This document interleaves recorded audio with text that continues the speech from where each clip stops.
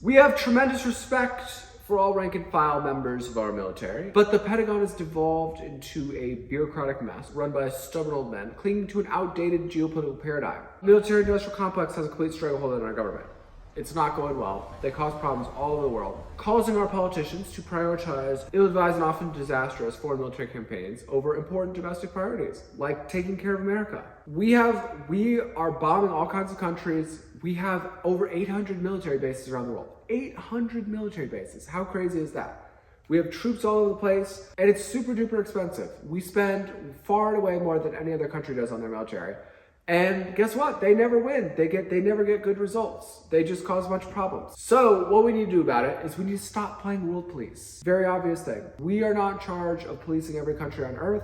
We should be in charge of policing ourselves and what is important to us. And when I say important to us, I mean important to the average people of the United States. Not important to these corrupt politicians or these ruthless oligarchs. What is important to the interests of the American people? So first thing we need to do is we need to end these wars. After the 9/11, they passed this authorization for war that essentially said that anywhere there's terrorists, that the president can send our troops to war without any more further authorization from Congress. So it was the first time in history where the war was declared not on a country, but on a generic concept. And essentially what that did is that gave them this open-ended green light to go to war anywhere they feel like. It's already been used dozens of times in dozens of countries to justify all kinds of BS. That's not how our Constitution is supposed to work. Our Constitution says that they're supposed to approve wars one by one, and every single war needs to be approved by Congress.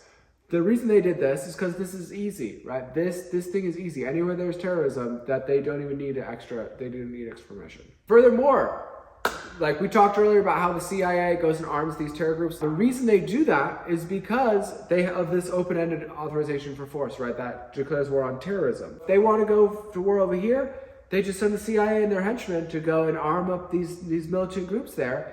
And now they turn around and be like, oh no, there's terrorists over there. We have to go to war. And now the president doesn't need any approval from Congress or need any extra steps to be able to do that. It's completely ridiculous. That needs to end right away.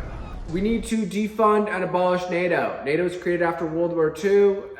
It was designed to go after Russia. It was designed to dominate Europe, and it has long outlived its usefulness. All NATO does at this point is causes problems for us. Our founding fathers warned us not to get involved in any European military alliances. They said straight up, don't do it. That's going to be a quagmire. No matter how you slice it, always are these European military alliances a bad idea.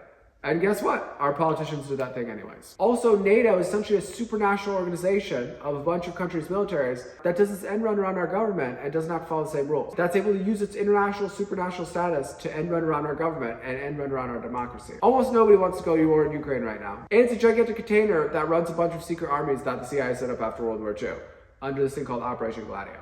So this thing, like through and through, this NATO thing is an absolute disaster. This thing needs to go away. And most Americans actually agree with that. And this is where President Trump, he's been saying, oh, we got to get our NATO allies to pay their fair share, right? That would be great if this was, 2 decades ago, maybe.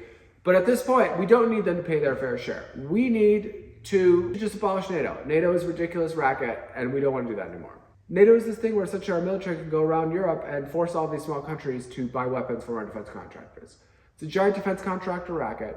It does not serve our interests. None of the people that are our partners in it ever pay.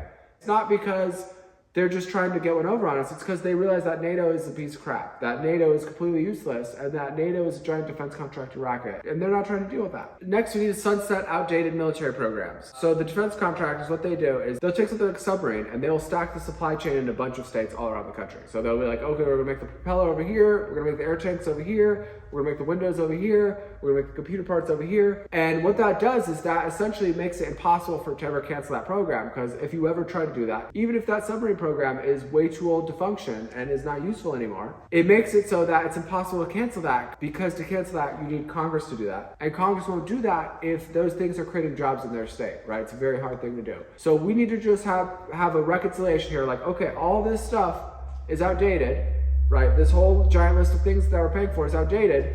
And, too bad, so sad. It doesn't matter if that kills jobs in your state. Like, we don't need to be paying for this anymore. We do not need to be paying for this outdated crap anymore. Next, as we discussed earlier, we have over 800 foreign military bases, and every single one of those bases costs a crap load of money. It's completely ridiculous. Think about this, 800 military bases all around the world that all of the taxpayers are paying for every single year. And they just added 15 more in Finland, and they just added 3 more in the Philippines, and they're trying to add more in Taiwan, right? So they just keep making bases and bases and bases and bases. This is out of control. The spending is out of control. Those bases essentially are used to go antagonize other countries and stir stuff up. We need our military to be withdrawn back to our country, and we need to go send them down to that border to protect that border. Every other country, their military stays in their own country, and when you go to their border, you encounter their military, right? Their military is who's in charge of securing their border.